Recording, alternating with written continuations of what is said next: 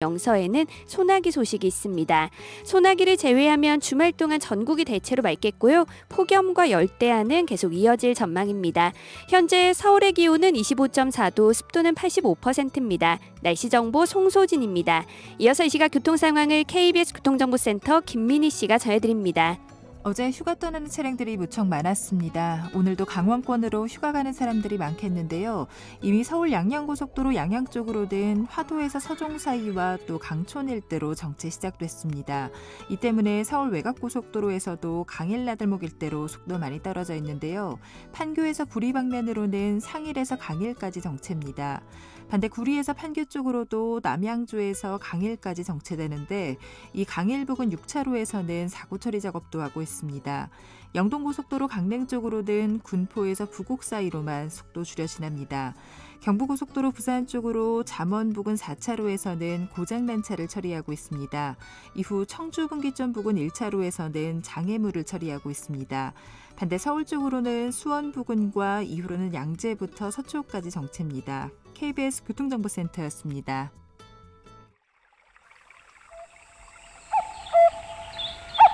계곡을 따라 쭉 뻗은 산길, 해발 973m에 오르니까 뜻밖의 공간에 이렇게 좋은 아침 시사 프로가 있네요.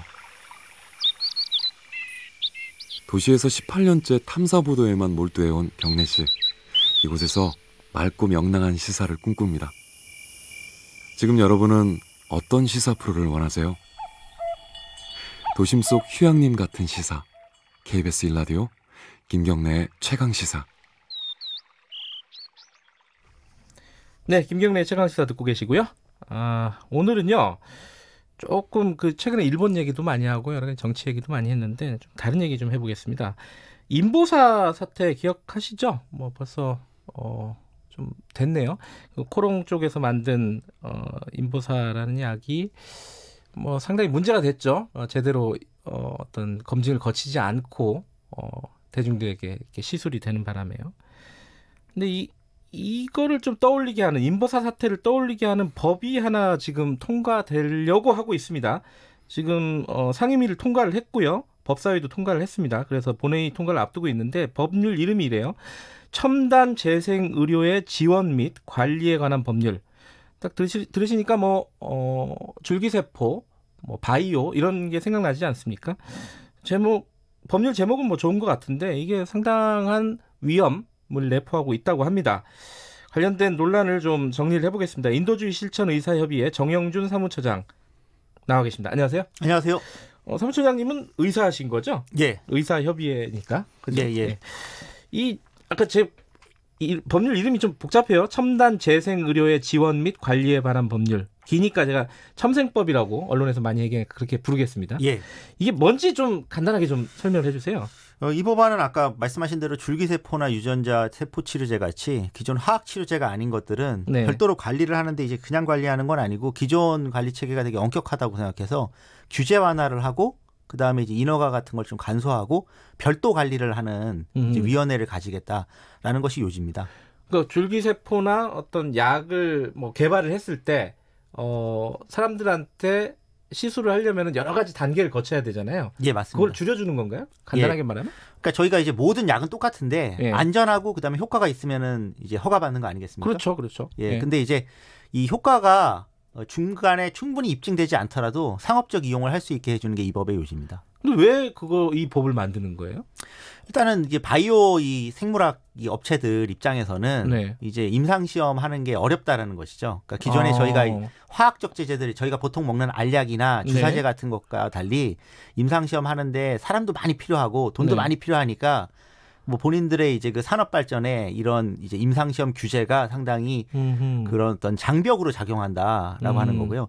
또 하나는 여기서 추가로 말씀드린 게 이제 일본 같은 경우에 이제 2014년에 이런 이제 규제를 완화해서 지금 시장에 빨리 진입시켜주고 있는데 한국도 거기에 발맞춰야 되지 않느냐라고 해서 이제 아베발 사실은 재생의료법을 카피해서 한국에 들어온 겁니다. 일본에서는 시행을 하고 있다. 네, 비슷한 종류를 시행하고 있습니다. 그래요. 그러니까 그러면 이제 산업적인 측면이 있는 거고, 이제 의료 소비자 같은 경우에 이제 안전을 좀 생각해야 되는 부분이 있을 건데, 산업적인 측면을 먼저 좀 여쭤보면은, 이게 지금 바이오 산업이 굉장히 좀 뭐랄까요? 어려운 국면이잖아요. 인보사 사태도 있고요. 그리고 우리나라가 이제 줄기세포 같은 게 이제 황우석 사태 이후에 굉장히 좀 침체되어 있는 거 아니냐라는 우려도 있고 그래갖고 이 산업을 좀 발전시키는 차원에서 이 법을 만드는 것 같은데 그런 건 좋은 거 아니에요? 근데 이제 중요한 부분이 이 산업이 실제로 발전을 해가지고 경쟁력을 갖추려면은 네. 일단 이러나 저러나 효과가 입증이 돼야 됩니다. 근데 이제 약의 효과라든가 어떤 치료의 효과가 근데 이제 만약에 지금 이 법안대로 임상 시험 중에 이제 뒷부분에 하는 이제 비교 평가라는 임상 시험 3상이라는 시험이 있는데 그 시험을 면제해주고 상업적 시판을 하더라도 이 제품들이 뭐 미국이나 영국이나 뭐 이런 외국에서 허가받을 수 있는 그런 조건은 안 되거든요. 그러니까 어차피 이것은 내국인용이라는 거죠. 외국에서 이제 경쟁력을 갖는 것과는 전혀 별개의 문제입니다. 그러니까 임상 시험이 여러 단계가 있는데 그 중에 중요한 한 단계를 생략시켜 주는 게 들어가 있군요, 이 법에. 예, 맞습니다. 그러면은 우리나라에서는 그 약이 시판될 수 있는데 그걸 안 거쳐도 이거를 수출을 하려면은 허가가 안 난다는 얘기예요? 예, 그러니까 지금 한국에 이미 지금 허가돼 있는 줄기세포 치료제가 4종류가 있는데 그 중에 단 한 개도 지금 해외에서 허가받은 게 없습니다. 아, 그래요? 왜냐하면 이제 허가 기준을 낮춰준다는 거는 계속 제가 반복해서 말씀드린 건데 국제적 경쟁력은 갖추지 못한다는 뜻이고요. 그래요? 결국 미국 FDA의 승인을 거의 받아야 하는데 그걸 받기 위해서는 인보사도 마찬가지였던 거고요. 훨씬 더 큰 실험을 이제 할 수밖에 없는 거죠, 임상 시험을. 그러니까 그 전에 이제 간소화되어 있는 한국의 어떤 임상 시험 규제 완화를 가지고는 국내 허가밖에 못 받는다는 점이 산업 발전이라는 측면을 고려하더라도 맹점이라고 말씀드릴 수가 있습니다. 근데 소비자 입장에서는 또 그런 문제가 있습니다. 그 난치병 같은 거 있지 않습니까? 거기에 대해서 연구를 할 경우에 그 약에 대해서는 우선 심사를 해준다 이런 게 법안에 들어가 있다 하더라고요. 그러면 이제 난치병 질환이나 희귀 질환 갖고 계신 분들은 기대를 할 수가 있잖아요. 이 법이 통과되면은 치료제가 빨리 나올 수 있겠구나. 이런 기대가 좀 있을 법도 한데 이 부분은 어떻게 보십니까? 일단 이제 여기서 저희가 혼재돼서 이해하면 안 되는 게요. 지금 그런 치료제들을 연구 과제로는 다 할 수가 있습니다. 근데 이제 상업적으로 이용하려면은 충분히 이제 효과가 입증이 돼야 된다는 거죠. 그러니까 이제 상업적으로 빨리 진행하지 못하기 때문에 환자들이 이제 그런 약제들을 못 쓰게 된다는 뜻이거든요. 그렇죠. 근데 이제 그런 경우 유럽이나 이제 미국 같은 경우에는 대부분 이제 그 기부를 받아서 그 연구 과제를 가지고 그런 희귀 난치성 질환자들한테 그런 약을 이제 시험적으로 빨리 투여하는 데 비해서 한국은 이제 그런 과정을 거치지 않고 상업적으로 이제 환자한테 돈을 받고 사실은 판매하겠다는 거니까 윤리적으로 그렇게 꼭 이거를 지지해야 될 수 있는지에 대해서는 좀 사회적으로 저희가 좀 논의를 해봐야 되는 문제입니다. 논의가 충분히 진행이 안 됐다고 보시는 건가요, 그러면? 왜냐하면 이 법안에 대해서 충분한 그 공론화가 안 됐고요. 가장 중요한 게 이제 이 법안 이름 자체가 이제 첨단 재생의료니까 뭔가 국민들이 보시기에는 좋은 것 같아요. 뭐 최신의 뭔가 선진의 고도화되어 있는 뭔가 의료를 관리하는 것처럼 보이는데 실제로 모든 의료 행위나 약제는 아까도 말씀드렸지만은 안전성이나 효용성이 충분히 입증돼야 된다는 점을 이제 우회하는 것이기 때문에 이렇게 되면 어떤 문제가 생기는지 좀 국민들이 좀 아셔야 되는 그런 상황이죠, 사실은. 그런데 지금 그 여야가 합의해가지고 상임위를 통과시켰고 본회의만 앞두고 있지 않습니까? 그리고 어제 맞습니다. 이게 사실 본회의가 열렸으면 통과될 가능성이 되게 높았어요. 뭐 본회의가 열리면 이번에 통과되겠죠, 아무래도. 근데 어제 바이오 주가가 막 급등을 했단 말이죠. 그러니까 여야 정치권에서도 뭐 대략 한 목소리로 이 법을 찬성하고 있고 산업계에서도 반기고 있는 분위기예요. 주가를 보면은. 그러면은 이게 뭐 산업적으로는 그래도 조금 뭐랄까 좋은 법이 아닌가. 이 산업을 육성시키는데 바이오 산업을 그렇게 볼 여지도 있는 거 아닌가요? 그러니까 이제 기존에는 이제 그런 어떤 연구나 임상을 하는 데 있어서 기업이 처음에 돈을 많이 들여가지고 이제 투자를 해야 되는 것을 사실 빨리 출시를 할 수 있게 생략해줘서 그런 기업 부담을 줄여주는 거는 분명히 맞고요. 근데 다만 이제 아까도 말씀드렸지만 그렇게 해서 이제 주가가 상승하고 그다음에 뭐 이제 코스닥의 바이오 헬스 쪽 이제 지분이 늘어난다고 해서 그 부분이 이후에 꼭 실질적인 어떤 국가의 경제 발전에 도움이 되는지는 두 가지는 약간 별개의 문제입니다. 그러니까 효과가 불분명한 부분들에 대해서 이렇게 주가가 상승하는 부분은 사실은 좀 투기적인 요소가 훨씬 크게 되거든요. 특히나 임상시험 3상 같은 경우에 진입을 했을 때 대부분의 그런 화학적 약제까지 다 포함을 했을 때 성공률이 한 20% 정도가 안 됩니다. 그렇게 되면 이제 지금 그 부분을 생략해 줬다고 했을 때는 주가가 상승한 5개 기업에서 지금 시행 중인 파이프라인에 어떤 테스트되고 있는 이런 바이오 약제들 중에 5개 중에 4개는 사실상은 부도난다는 뜻이거든요. 아. 지금 인보사 사태에서도 비슷한 상황이었던 거죠. 코롱 예. 생명과학이 사실은 그 지금 시판까지 거의 갔던 게 인보사 하나밖에 없는 거고 나머지는 거의 임상시험 뭐 일상도 못 하고 있었던 상황에서 이제 여기서 이제 이 문제점이 발견되자마자 기업 주가가 폭락하지 않았습니까? 예. 그러니까 마찬가지로 지금 다른 바이오 헬스 업체들도 약을 많이 갖고 있는 게 아니라 이쪽은 되게 벤처 회사들처럼 몇몇 가지 바이오 약품에 대해서 지금 임상시험 중인 경우가 많습니다. 당연히 이 법이 통과되게 되면은 이제 시판을 그냥 갈 수 있는데 네. 그렇게 됐을 때 이 회사들이 지금 갖고 있는 가치가 유지될지는 별도의 문제입니다. 그리고 사실 이제 바이오 시장이 그러니까 우리나라 시장만으로 그 어떤 신약을 개발했을 때 그 기업이 먹고 살 수 있느냐는 또 다른 문제잖아요. 수출이 돼야 될 텐데 물론입니다. 그 부분은 굉장히 희박하다 가능성이 지금으로서는 이런 말씀이신 거고요. 그 인보사를 보더라도 인보사의 그 어떤 제재를 예. 일본의 이제 그 미쓰비시 다나베라고 하는 제약회사랑 예. 2017년에 이제 수출 계약해서 한 4천억인가를 계약했지만 사실은 그 부분은 다 이제 취소가 돼서 날아왔고 예. 그 당시에 날아온 겁니다. 그것도 지금 밝혀지고 나서 날아온 것도 아니고 예. 마찬가지로 지금 이렇게 규제 완화된 상황에서 어떻게 출시되는 약품들에 대해서 미국이나 유럽의 이제 유명한 다국적 제약회사에서 사실은 그걸 사게 될 거라고는 거의 볼 수가 없고요. 만약에 그런 이제 효과가 있고 입증이 되는 약품이 나오더라도 그 사이에 사실 저희 국민들이 그러면은 그 임상시험 비용을 실제로 호주머니에서 댄 셈이거든요. 그러니까 기업 입장에서만 아주 좋은 그런 법안이지 국민들은 사실 어떻게 보면 마루타가 되는 게 아니냐 이런 우려를 저희는 할 수밖에 없죠. 국민들이 호주머니에서 돈이 나온 거이기도 하고 마루타처럼 어떤 임상실험의 대상이 되는 거기도 하고 그러네요. 예. 근데 아까 그 말씀 잠깐 하셨어요. 일본은 이미 비슷한 어떤 법이 시행 중이다. 그래갖고 뭐 기억하실 겁니다. 그 줄기세포 시술을 받으러 예컨대 뭐 지난 정부에 김지춘 비서실장이 일본에 갔다 오고 막 이런 것들을 우리가 본 적이 있잖아요. 예. 그래서 일본은 이렇게 그래도 열어놓고 시장을 열어놓고 빨리빨리 육성을 하는데 우리는 좀 뒤처지는 거 아니냐 이런 생각을 가질 수도 있단 말이죠. 이건 어떻게 봐야 되죠?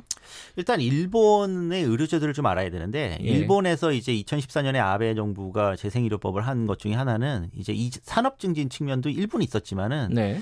2010년에 이제 한국에서 송출돼서 일본에 가서 이제 시술 받은 환자 2명이 사망한 사고가 있었습니다. 사망이요? 예. 예. 그 일본은 이제 예전부터 일본 건강보험이 이제 계약제입니다. 한국처럼 당연지정제가 아니고 약간 예. 어려운 이야기인데요.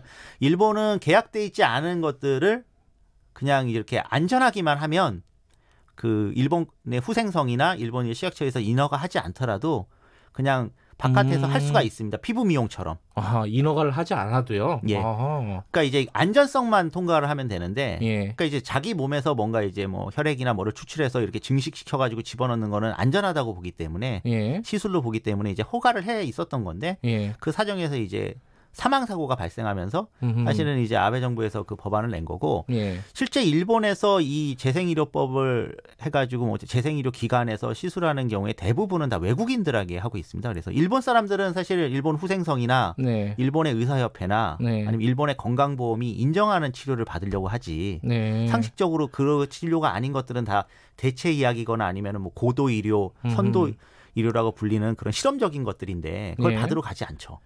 일본은 그럼 그 법안이 통과가 되고 나서 바이오 산업이라든가 줄기세포라든가 이런 것들이 많이 발전을 했나요? 어떻습니까?